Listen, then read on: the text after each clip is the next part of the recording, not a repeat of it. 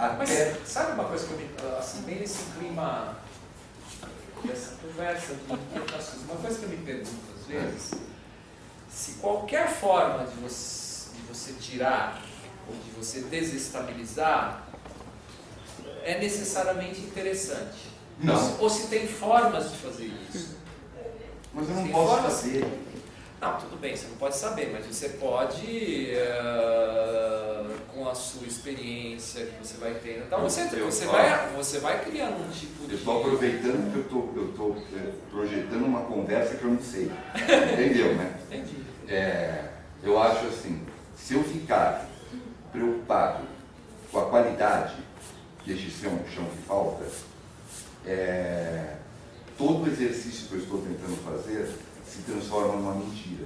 Porque ele é uma arte... eu concordo com você, eu estou falando porque ele já está preparado para resistir ao erro, né? Num certo sentido. E a gente vive numa época de ousadia. Nós, artistas, a gente tem que ser bem, porque é uma época bastante conformista. Eu acho que a ousadia, ela é... Por exemplo, voltando à história do Arthur, né? O Arthur tem umas afirmações assim, que ele acha que o teatro tinha que chegar, e ele acha que teve outras épocas que já tiveram isso, que já tiveram isso, uma coisa, uma invenção que nós vamos ver, não, mas o que ele chama de uma ciência, não no sentido da ciência, mas ciência no sentido da precisão, do rigor, do saber, né?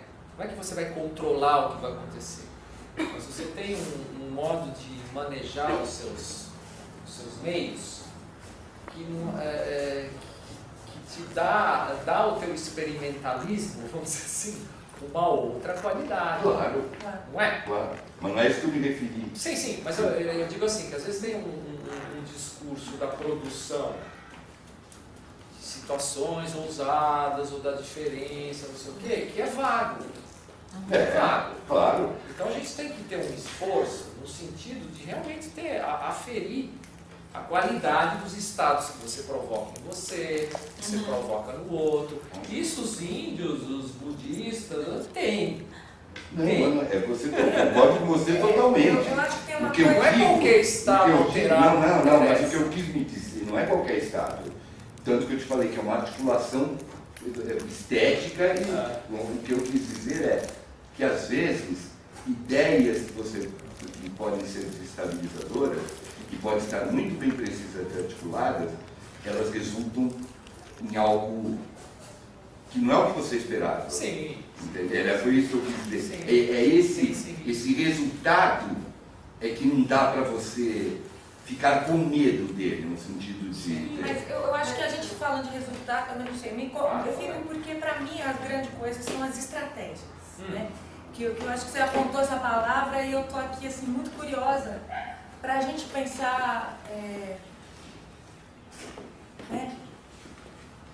Porque essas questões, talvez porque a gente aborde muito no nosso trabalho, né? A questão do ego, da impermanência, da possibilidade de criar um lapso, um intervalo que não seja da confrontação e que seja do acolhimento, e que esse é o grande, talvez o grande lapso ou o grande intervalo, né? Uma suspensão, uma suspensão do encontro do momento generoso, né? Tem um momento no espetáculo que a gente para olhar um nos olhos uns dos outros. E eu sentia que era um momento que a qualidade da sala estava assim, ó. Então eu fico meio curiosa, eu fico pensando assim, né? Porque aí acontece a dilatação ou o abismo, sei lá, eu fico querendo ouvir um pouco de você. Como que a gente cria essas barricadas, essas estratégias, não sei, abordagens, como a Marta Soares trouxe, as outras procedimentos. Eu fico pensando assim, estou curiosa. Não, porque assim, eu tinha pensado em comentar algumas dessas estratégias, né? E tinha pensado em falar sobre treinamento. E falar sobre treinamento a partir de mais também de um ponto de vista não artístico, que são outros tipos de treinamento. No caso do Yoga budista, por exemplo, como é que pensa esse treinamento, relação entre ética, conhecimento e treinamento. Então, sei lá, posso falar, sigo um pouco. Eu acho que eu gostaria de estar curioso para saber onde que você está. Então, por exemplo, em relação a essa estratégias, eu estava falando dessa história do drama, né, com essa máquina de capturar a atenção, de tragar para dentro de uma experiência funcional e tal. E que faz desaparecer uma coisa que está em torno, que é o tempo real que a pessoa está ali. Que tem convenções mais ou menos estabelecidas. Ah, vai durar 1 hora, de 1 hora a 2 horas, não sei o que, blá, né? Não é mais ou menos assim? A história do produto, espetáculo e tal. Tem certas convenções que as pessoas já vão meio que armadas para isso. E, bom, então tem esse tempo real, né? Por que você pega vários, sei lá, diretores, artistas, teatro, urânio, performance, Bob Wilson, por exemplo, né, que trabalha muito com a coisa do tempo, né?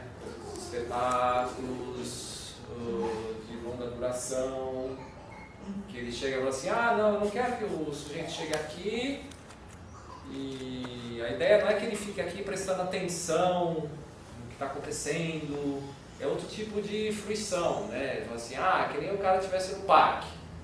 Não quero que a pessoa vá no meu espetáculo se não fosse no parque. Esses espetáculos, né, de 12 horas e tal. Então ele vai lá, assiste, dorme, vai para casa, volta, vai não sei o quê. E são imagens que estão sempre acontecendo. E ele vai criar um tipo de experiência do tempo, né? Que é muito diferente dessa do suspense, do você ir atrás de uma coisa que está acontecendo, que vai acontecer, como é que vai encadear com a outra. Aí perdi isso aqui, não vou entender nada. Não é isso. É um tipo de dilatação ali, de duração. Que às vezes abre até para um tempo mais onírico mesmo, né? Você está assistindo e outras imagens surgem, depois você vê. Então, esse procedimento, né, de você trabalhar com essas quantidades de tempo maiores, às vezes elas são usadas nesse sentido. Às vezes ele tem entrevista ele fala assim, às vezes a primeira coisa que eu penso é quanto vai durar. Vou fazer uma peça que dura 2 horas, 40 minutos e não sei quanto. E essa é a matéria que eu trabalho. É uma matéria. O tempo é como se fosse uma matéria que se esculpe. Então eu parto disso. E aí é mais que eu trabalho com o Philip Glass, coisa do músico tem mais, né? Isso assim, sabe? É que é uma coisa que pode parecer banal, assim, né? Mas é um estado. O convite é um estado, esse estado de... Bom, se eu vou lá ver um negócio de 12 horas, então eu vou mesmo como quem vai ao parque, né? Isso que você falou, né? De me permitir dormir, desprender a atenção e voltar a atenção e levantar e voltar. Enfim, essa liberdade, né? Que é tão difícil da gente ter, às vezes, na vida, até no ir ao parque, né? Às vezes até o ir ao parque você vai, você tem hora, né? Pra ir. Você também quer voltar cedo porque você ainda quer também ir ao cinema, sei lá. Aí você está mexendo com essas convenções. Fala, desculpa. Não, só que me toca, assim, essa ideia, né? Não do espetáculo de 12 horas em si, mas esse convite, né? Desse estar no mundo, nesse lugar do desfrutar com essa liberdade de não saber mesmo o que vai acontecer e ir tendo a experiência. Porque isso a gente... acho que eu estou até repetindo coisas que foram ditas, sei lá, só estou compartilhando, assim. Que é isso, né? A gente vai até o cinema, a gente até vai fruir arte num sentido de tempo utilitarista, talvez, sei lá, no sentido de querer usufruir o máximo possível, sei lá, de querer que aquilo seja útil para você o máximo possível, né? Mas você e conseguir desprender um pouco, né, disso e conseguir simplesmente fruir, assim, livremente. Eu acho uma coisa muito difícil, por mais que possa parecer simples. Eu, na minha experiência, acho uma conquista. Assim. Mas não você, como artista propositor, quer dizer, você está propondo ali, quer dizer, você não controla a fruição nem essa ideia, mas você está desencadeando, né, o processo. Você não tem a mesma posição que o público. Então Então você, quer dizer, você está oferecendo algo ali que tem por exemplo, no caso do Bob Wilson e tal, tem um alto grau de elaboração, da Marta Soares, quer dizer, tudo ali é pensado quer dizer, como é que está o ventilador, quanto tempo vai durar, não sei o que, como é que isso está aqui, o som do Lívio, as imagens, quer dizer, tem todo um dispositivo lá que foi pensado no sentido de alimentar essa fruição, né? Então não é qualquer coisa que está sendo oferecida, né? Mas eu acho que essa distensão do tempo, de duração real, da performance mesmo, e aí também às vezes eu estava pensando, né, quando estava preparando aqui, essa história dessa ideia de que você, da Marta tinha assim também, você entra e não tem um começo, sabe a convenção, começo, agora vai começar, fim, o fim tem, na Marta tem um fim claro, mas o começo não, você entra lá, ela está lá, quanto tempo ela está aí? Essa ideia do público que entra no espaço, que aquilo já está acontecendo há tempos, e vai continuar acontecendo, né? Você tira, isso tem um pouco a ver com a tua imagem, né? Desse tempo que se estende, assim. E os intervalos, eu lembrei de um espetáculo da Pina Bausch, que tinha uma dançarina que no intervalo ela fica, você viu? Que ela fica parada, né? 20 minutos 20 minutos, tem uma lágrima saindo lá. E metade do teatro não consegue levantar para ir fazer o intervalo. Fica todo mundo assim. Com ela lá, os 20 minutos parado. Tudo que é convenção, né? Convenção intervalo, convenção começo, meio, fim, convenção quanto dura o negócio, quer dizer, isso tudo faz parte da criação, né? Tudo está em suspenso, todas as convenções estão. Então, como é que que estratégias que você tem para. Tem espetáculos também. O cara para chegar onde vai ser apresentado, ele tem que fazer um caminho, não sei como. Você tem mil, né, estratégias. Mas você está lidando muito mais com a ideia de um acontecimento, de um evento, de um momento que as pessoas vão se encontrar e algo vai acontecer, né? Isso está muito mais livre das convenções de espetáculo, né, que as pessoas carregam, né? É bem estética relacional, assim, né? Quer dizer, a forma da coisa é a forma da relação. Então você pensa nessa estratégia para você criar um tipo de ponto. E aí você brinca com todas essas possibilidades, né? E eu acho que muitas dessas estratégias assim mais recentes, você vai vendo, ou pelo menos talvez sejam os artistas que eu gosto mais, mas a coisa do Bill Viola, né, que a gente está falando, coisa, o uso da tecnologia, a criação desse olhar contemplativo e tudo. Mas assim, tem uma recorrência em alguns artistas de estratégias que tem a ver com silêncio, com pequenos acontecimentos, parece que vai numa direção muito diferente das vanguardas históricas, né? O dadaísmo, o surrealismo, que é uma estética do choque, né? Mas o que é provocar choque hoje, né? Quando a própria cultura de massa tem tantas... absorveu, né? Muito disso, assim, né? Essa relação mais agressiva, vamos dizer assim, né? Público. Então parece que o jeito de você tocar, né, o outro de uma maneira mais profunda exige outros caminhos, né, que não é a acupuntura. O Arthur usa muita metáfora da acupuntura, né, quer dizer, essa coisa assim, uma... Por isso que ela tem que ser preciso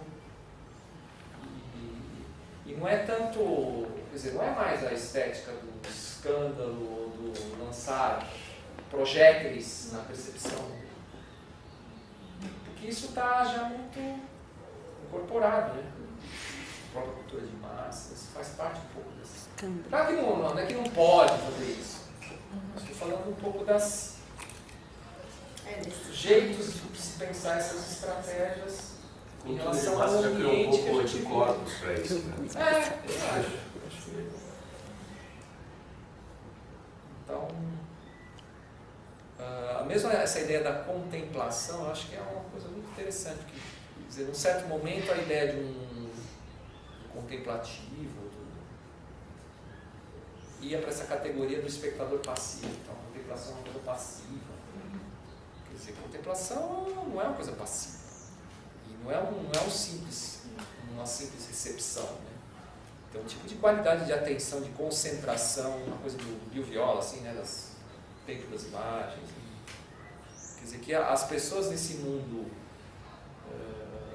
dessa tecnologia mais corrente, assim, né, da velocidade, da quantidade de estímulos que elas recebem o tempo inteiro, elas também atrofiam uma certa capacidade de concentração.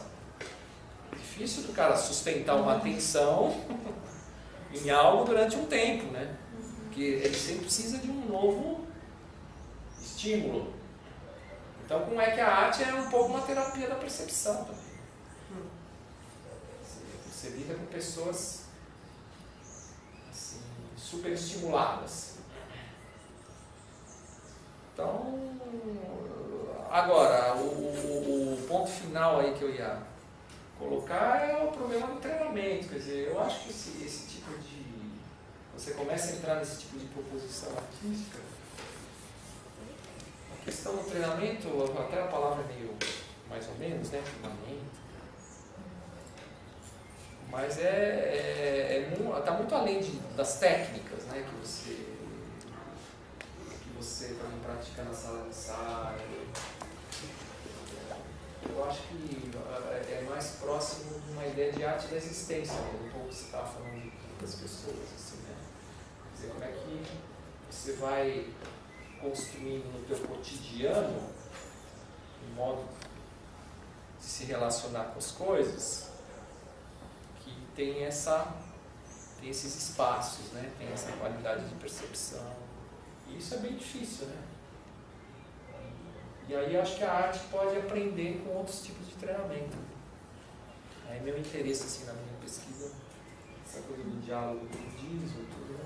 Que a gente tem muito conhecimento ali, né, acumulado de muito tempo. Por exemplo, uma questão que é super básica, né, de você trabalhar nesse campo é o tema da ética, né? Se você pensa num coletivo, num grupo de trabalho, quer dizer, a ética que deve vigorar ali, não é que deve, mas que é interessante que vigore, não pode ser uma ética mediana, porque o nível atual é muito baixo.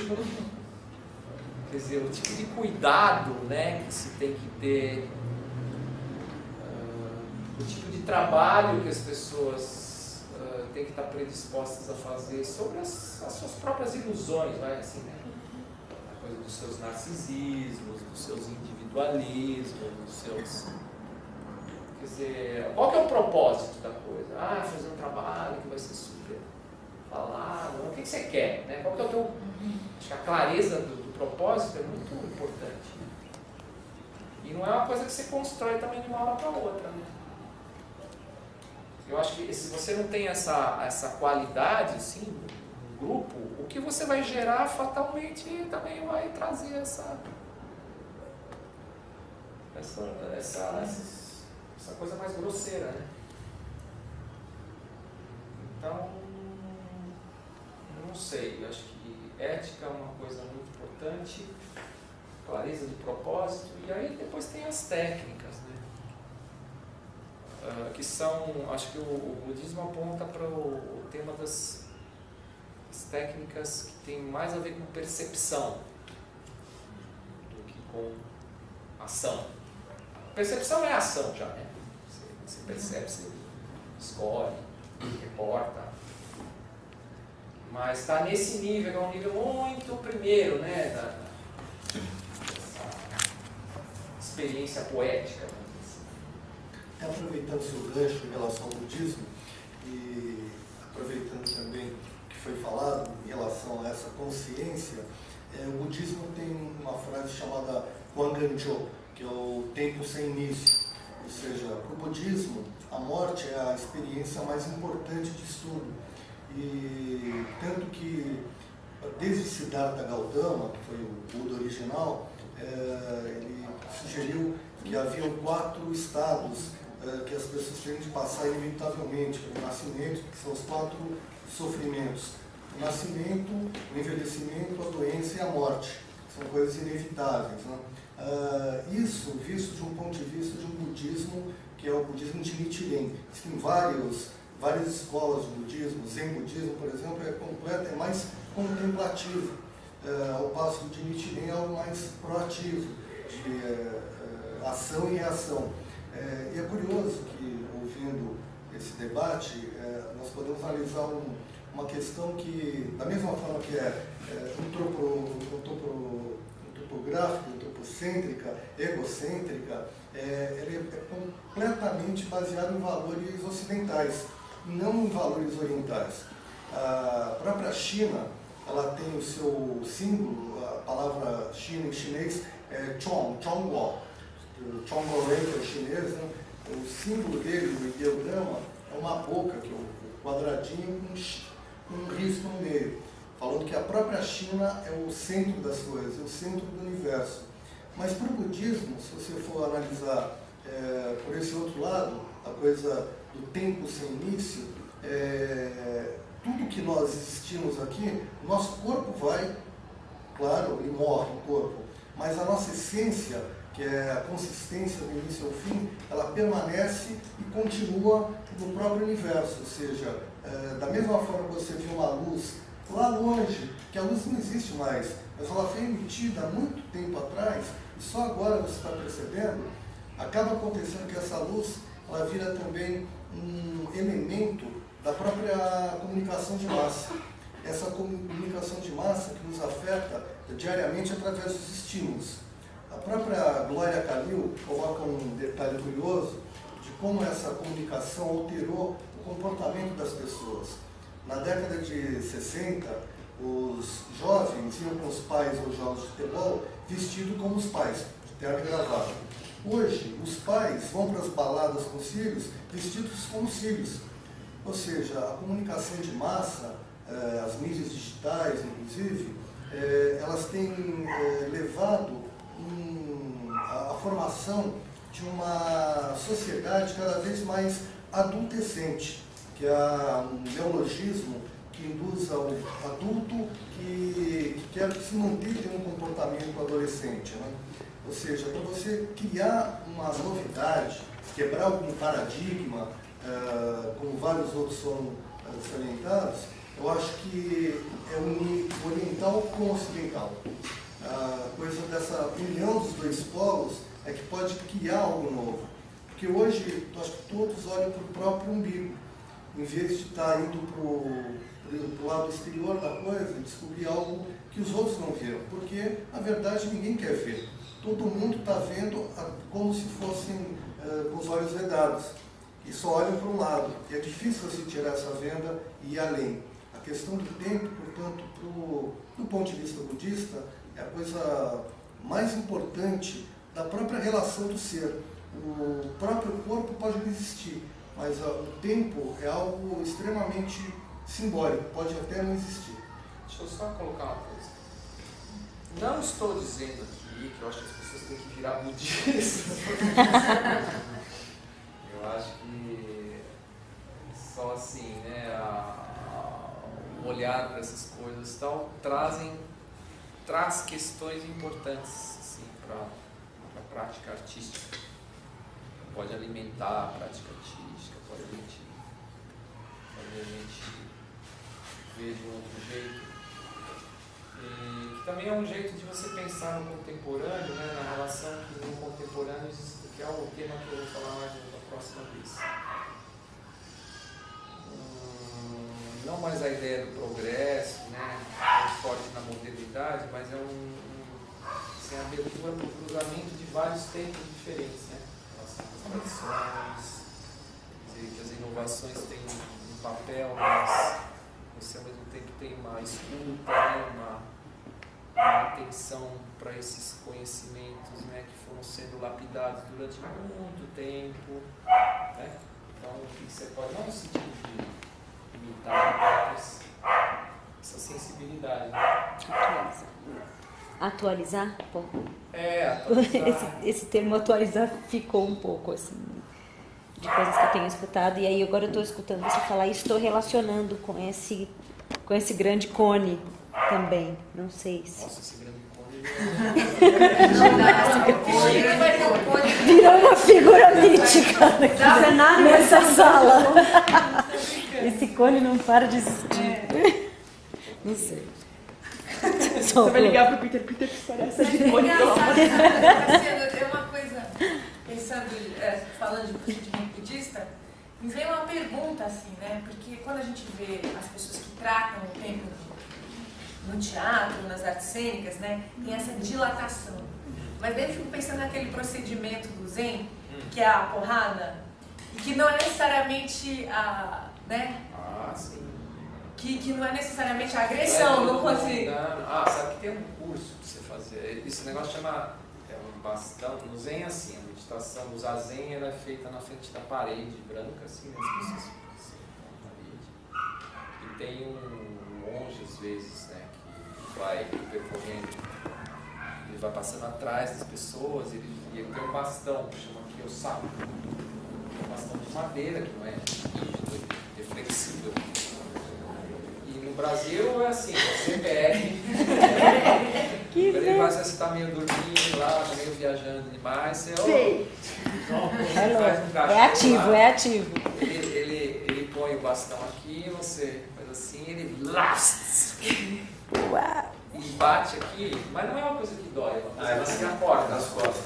Não. Uma coisa que assusta. Uma coisa que assusta quem está do lado. Não, eu fiz essa meditação e me falaram que tinha Tá começando a viajar, o cara no celular da frente. Você acorda rapidinho. Ela faz um treinamento. Zazen é o tipo de Uma coisa que tem madeira. Mas você faz aqui no Brasil por quê? Ah, vai. a relação é o cara que decide. É o mestre aqui. Ah, porque aqui, desculpa, eu não entendi. Aqui não é o mestre que decide? Eu Aqui perdi. você que decide. Ah, você pede a Você pede. porrada. A Você porrada pede entre a aspas. porrada. Não é uma porrada. É, entre aspas. Tipo, você pede o... Mas é interessante você falou que é um corte, né? É um raio. Então, que também tem um pouco esse estereótipo de que tudo você tem que fazer muito lentamente. Não é só essa dinâmica, né? Agora, o estudo do No eu acho fantástico, assim, para quem faz teatro, que tem, quer dizer, muitos princípios, não para você fazer teatro No, mas a história do Joe Hakyu lá, quer dizer, tem essa coisa dos cortes, né? O início, o desenvolvimento, tem uma mudança de nível, desenvolvimento, depois do fim.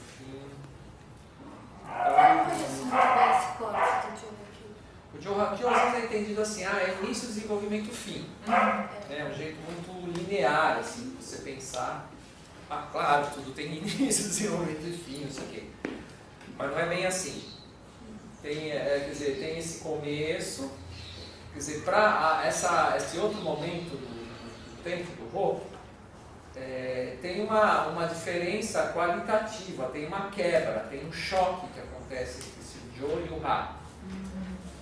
Não é uma progressão linear. E para o Kyu também. E o Kyu não é o fim, né? É o começo de uma outra coisa. Então também tem essa coisa de não tem começo e fim, né? Aliás, é interessante que não tem mitologia de origem, né? Não diz, o mundo começou, não tem essa. Gênesis, ou mesmo mitologia de começou num tal tempo mítico. É a ideia da roda, né? Do samsara que está sempre, não tem começo nem fim, né? Mas acho que, por exemplo, esse princípio, né? Quer dizer, mexe, mesmo você fazendo uma coisa lá, né? Super lenta, quais são as quebras, as diferenças? Isso dá uma outra qualidade. Então tem muitas sutilezas, porque Acho que tem as artes que estão, as artes marciais, as artes cotidianas, né, ligadas ao que você pode aprender outras coisas também, além da prática, da meditação, da ética, do dia a dia e tal. Então é uma fonte de pesquisa, como outras também. Mas eu acho que trazendo para a arte, assim, eu acho que dá um certo... uma certa ideia de que, quer dizer, essa história de treinamento, de cultivo, né, ela tem que ser mesmo algo que atravesse do cotidiano, sabe? Acho que reforça a ideia de que não é uma técnica profissional, não é só um momento, é um modo de existência, uma arte de atravessar a existência. Em qualquer coisa que você faça, você está ali meio que praticando, aqui, agora, conversando, olhando as pessoas, a questão é sempre se colocar. Eu acho que se você vai entrando nesse registro, você vai ter mais recursos para propor isso para o público.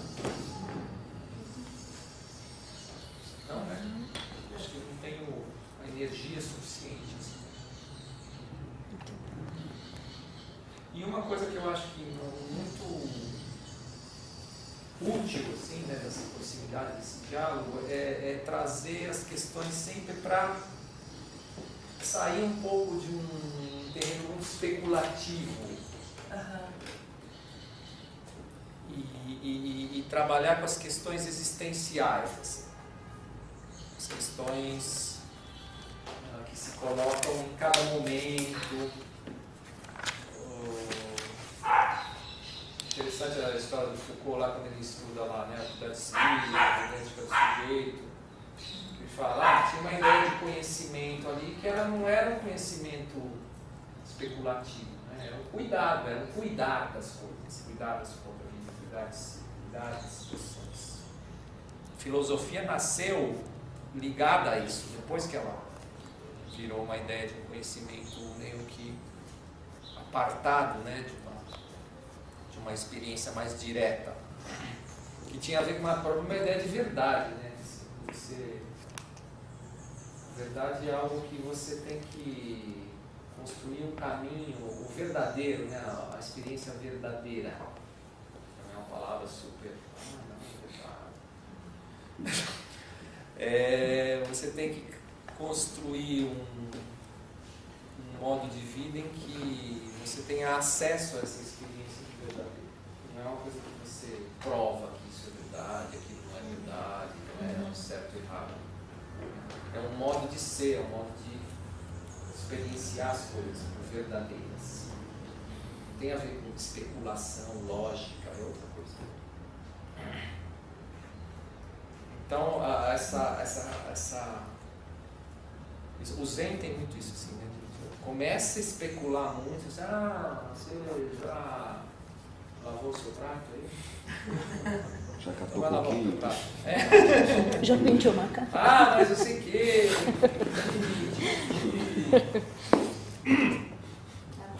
Volta. Que tem uma sedução do discurso. É muito comum, né, nos processos de criação que a gente às vezes vai se assim, perdendo em divagações em que às vezes eu gosto de falar de tudo que serve para a gente como sensação para a cena, para o nosso processo criativo, ótimo, né? Claro que, né, tem momentos em que você tem que descobrir, abrir portas, janelas, às vezes essas janelas não dão em nada, né? Não, eu estou falando isso para mim mesmo, tá? Assim, essa coisa do discurso, você tem que se tá bom, mas isso aí, efetivamente, e aí? O famoso efetivo. Não estou nem falando assim, como é que você vai usar isso para a criação, para você ser um artista. Estou falando assim, para você enfrentar as questões da instabilidade da existência. Serve? Não sei. Então é muito direto, sabe, em relação a... Serve para lidar com o sofrimento ou não serve? É sempre assim. Se não serve... a intenção é criar bem-estar, né? Mas não esse bem-estar, né, estereotipado, né, essa coisa dessa qualidade de vida, não sei o quê. Não é isso, né, não é acho que é uma alegria. Agora lembrei uma frase da Clarice Lispector, né, no Paixão Segundo VH, assim, a epígrafe, diz assim: este livro é sobre uma alegria. É uma alegria difícil.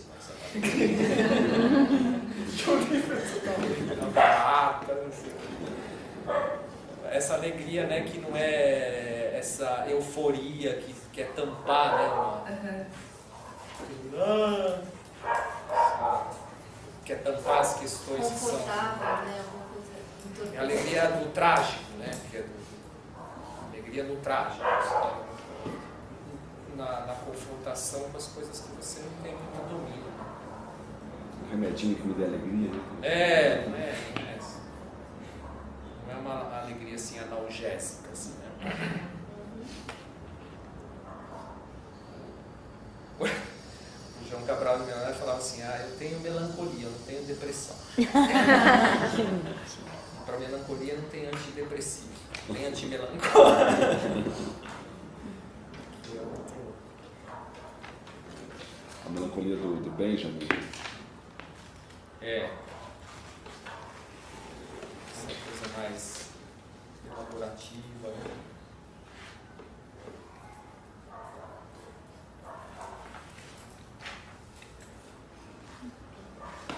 Ok? A ideia é que ajude aí, né? Se vocês quiserem colocar questões ou mesmo a relação com o que vocês estão fazendo. E assim, acho que quando também vai para uma conversa de exemplos concretos, é interessante também. Vocês estão nesse momento do processo. Ou, sei lá, aberto também para as questões. A próxima vez eu vou abordar mais esse tema desse texto aí, tá? Que eu acho que ele tem a ver com elaborar esse propósito, né? Essa posição do artista mais de um jeito mais amplo, assim, do nosso tempo, essa ideia do contemporâneo, uma abordagem mais ampla.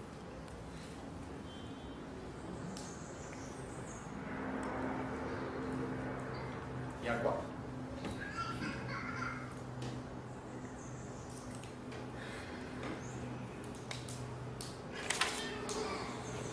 Fala uma coisinha que agora me ocorreu. Tem uma coisa lá que o Lehmann discute, que nessa moldura mais convencional, assim, né? Do teatro e tal, o tempo é uma condição para que outras coisas aconteçam, para que atividades aconteçam dentro dele, sei lá. Uma ideia assim. E ele vai falando, quando ele vai comentando os exemplos de diretores, que ele chama lá de pós-dramáticos, não sei o quê, ele vai falando que o tempo aparece como matéria mesmo, sabe? Ele deixa de ser um enquadramento, ele aparece como um tema, ele fica na frente, né? O que é esse estar aqui junto com as outras pessoas nesse período? Então ele parece que ele fica mais, ele ganha um outro lugar, né? Uma outra densidade, entende? Eu acho que essa colocação é bem interessante, porque muitas formas de você lidar com a cena e tal é para meio apagar, né, o tempo, como esse elemento ali que está sempre presente.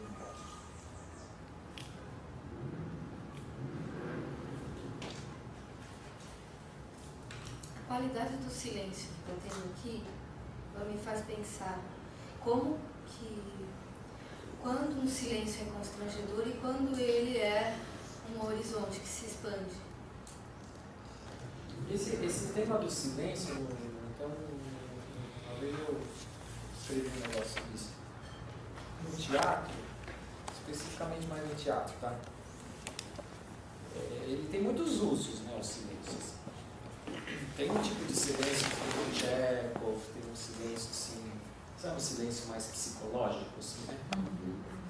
Um silêncio do não, que tem uma palavra que quer ser dita, mas não é dita, porque ela é meio difícil de ser dita, porque a pessoa não tem muita consciência, né? É um silêncio meio fala abafada. Ou silêncio da censura.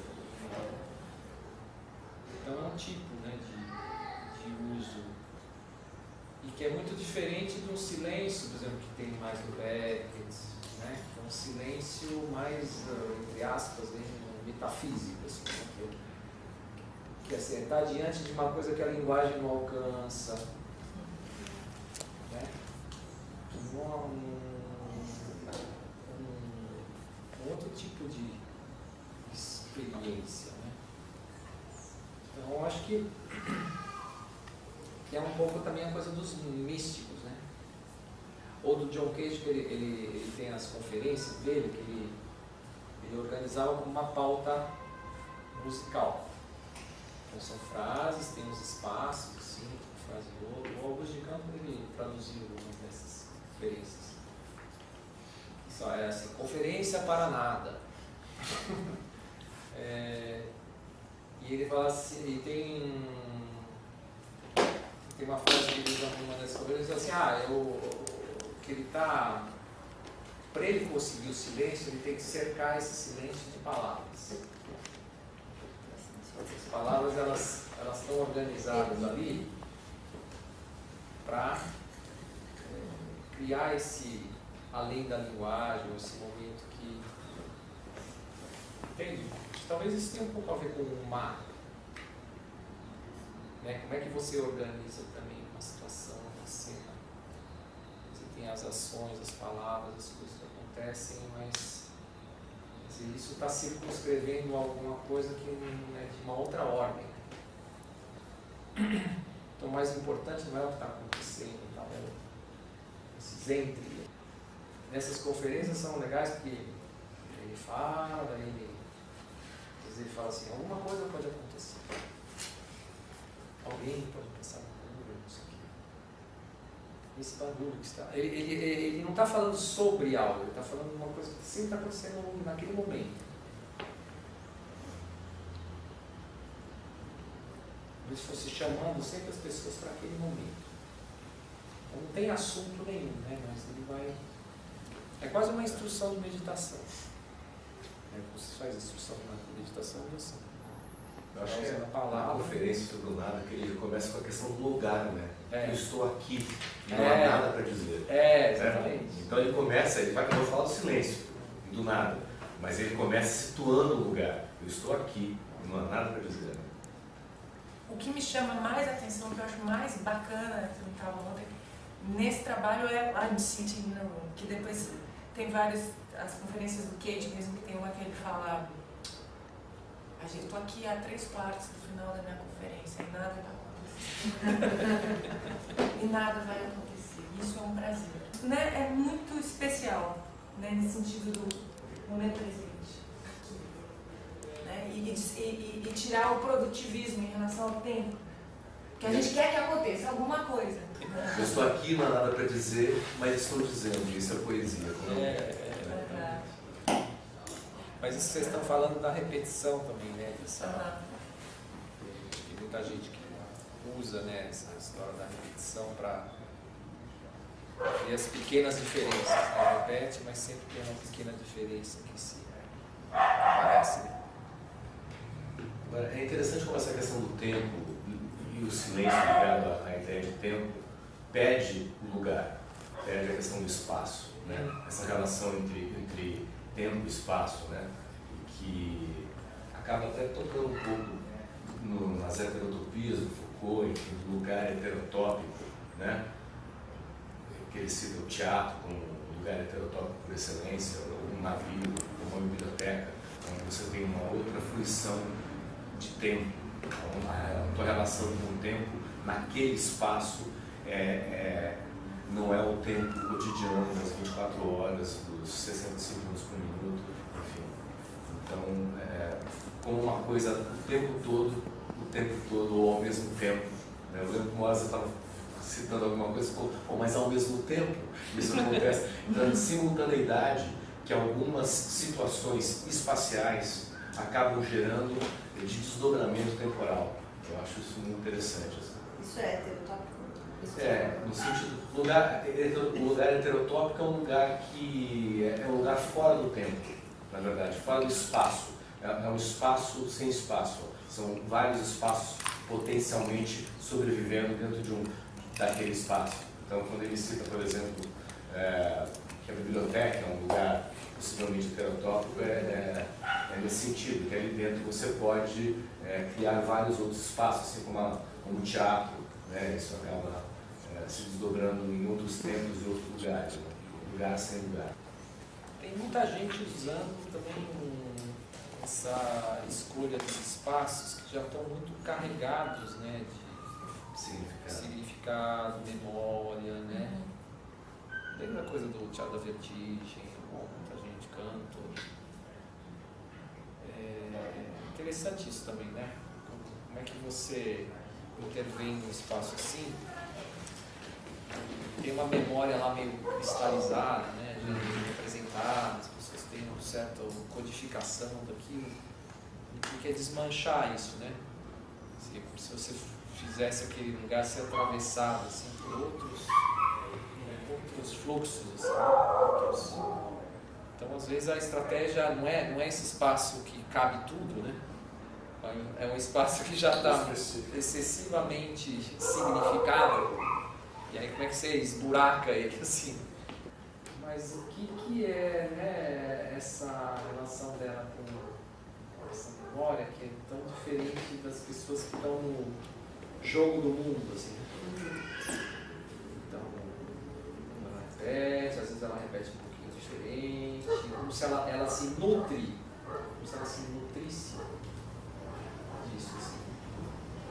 Que dá uma certa ideia de uma trajetória. Às vezes ela fala, isso convive com um sentimento assim, mas a gente não é nada mesmo também, né? Mas não é melancólico, não é nada assim, não somos nada.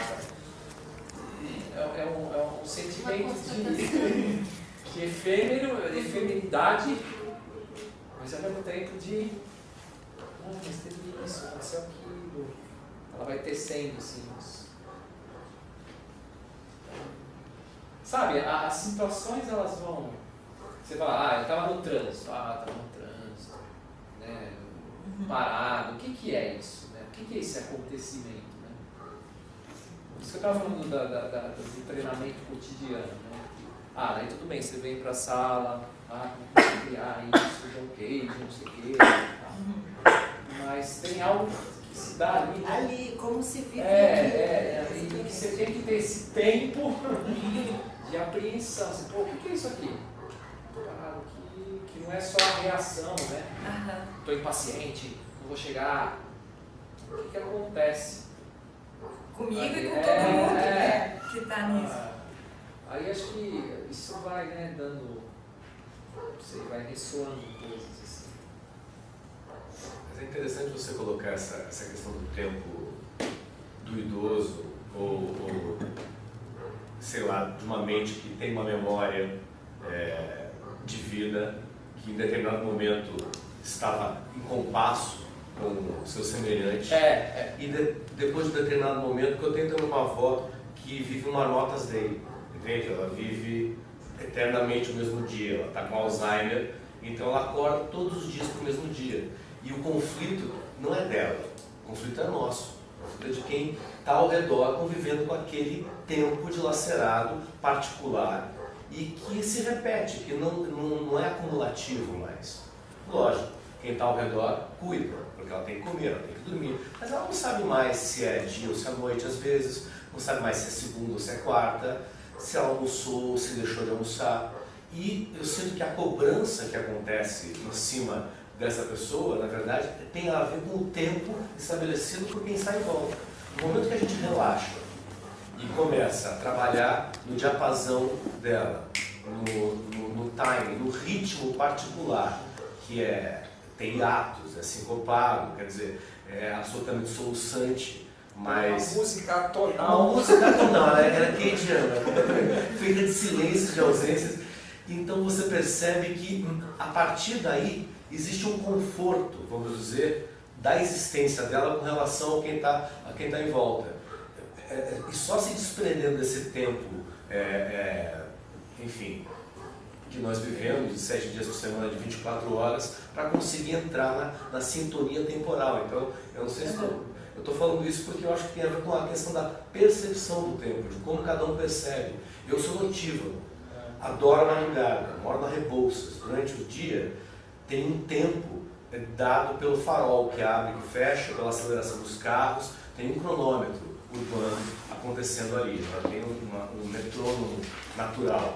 E à noite tudo cessa. O meu tempo é gerido pela ampulheta do cigarro, por exemplo. Eu sei que eu posso fumar 4 cigarros na noite e essa é a minha madrugada, entende? Então a relação com o tempo é outra também. Então acho que, eu não sei se vai de encontro com a pesquisa de vocês, mas a questão de como cada um percebe o seu tempo e como ele pode ser manipulado, manuseado também, né? Quase como algo palpável, como algo táctil.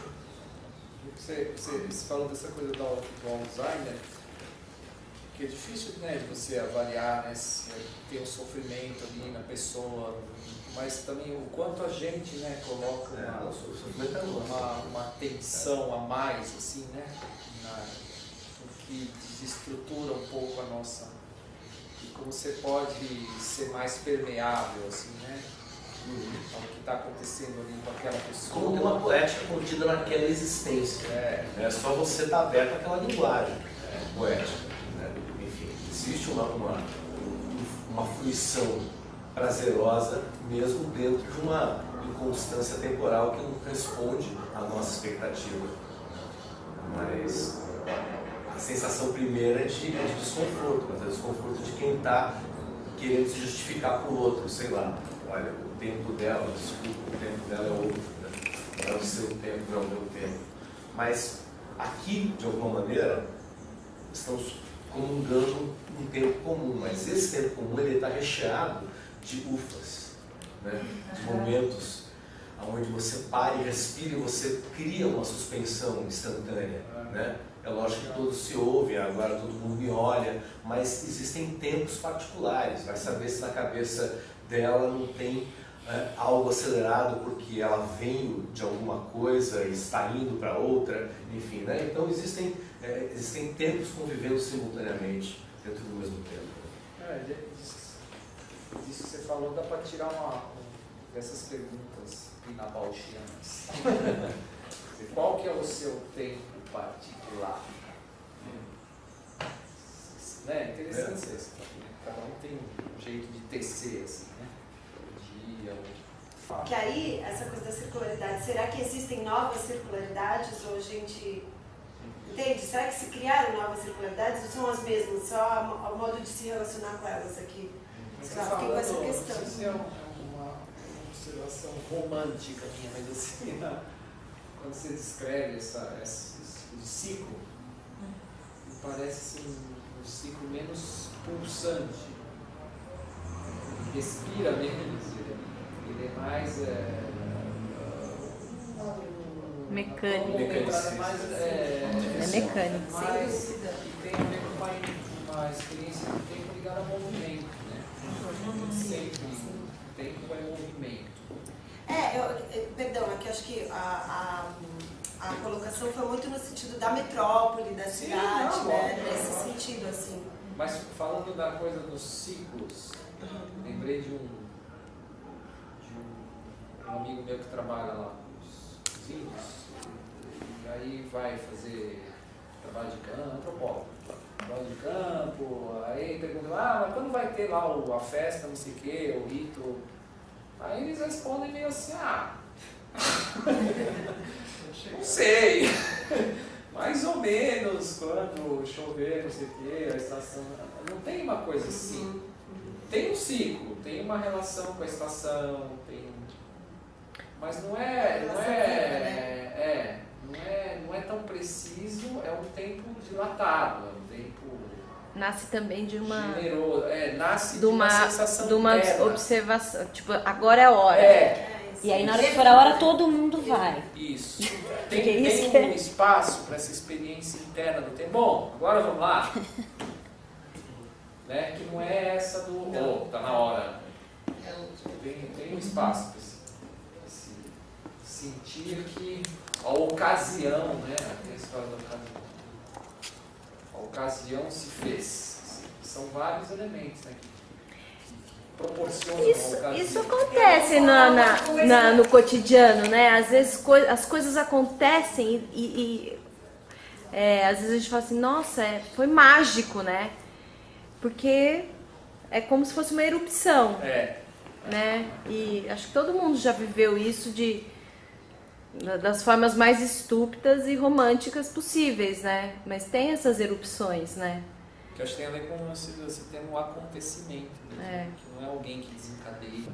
No Bom Wilson tem umas coisas assim, nesse espetáculo Vida e Época de Joseph Stalin, que é assim, você vai, demora 12 horas, em tal hora você vai entrar em cena, você vai ficar, sei lá, 10 minutos em cena, então tem um tempo cronometrado, e você tem certos movimentos lá que você ensaiou, mas dentro desse tempo você pode improvisar, você pode passar os 10 minutos fazendo movimentos, entende? Tem um jogo entre um tempo cronometrado e uma coisa que você sente na hora e que você faz. Não, eu lembrei porque a gente leu o Norberto Elias, que no começo, que ele fala justamente, tem uma coisa que é quase essa história, que os americanos vão lá participar de um ritual dos índios, e eles ficam esperando, lá no Texas, ficam esperando, e os índios não fazem o ritual, e os índios não vão, eles não fazem, mas o pessoal fala, mas peraí, que hora que vai ser o ritual? E ele não acontece, né? E aí ele demora não sei quanto tempo, quando eles já estão querendo ir embora, de repente acontece o ritual. Mas é essa coisa sei lá, só as reflexões. Não viver sob essa compulsão, assim, deve ser uma coisa muito interessante. E com vontade. Ser capaz de, né? Uma comunidade indígena, se você não viver sob essa agenda, né? O sentimento de duração deve ser outro. Muito bem. Muito bom. Obrigada, Cassiano. Muito bom. E a gente acha que se a gente enviar o texto por e-mail, acho que vai ajudar. Eu acho que daí a gente consegue mandar para todo mundo. E no próximo encontro todo mundo vai poder. Na próxima quinta-feira. Mesmo horário. Semana que vem a gente tem dois encontros. Na quinta e sexta. Na quinta e na sexta. Vai vir. Não, dia 25 é Maria Rita. É Maria Rita. Isso é a Maria Rita. Então a gente já vai. Mesmo horário, Maria Rita. Vai, Maria Rita. Mesmo horário. Mesmo horário.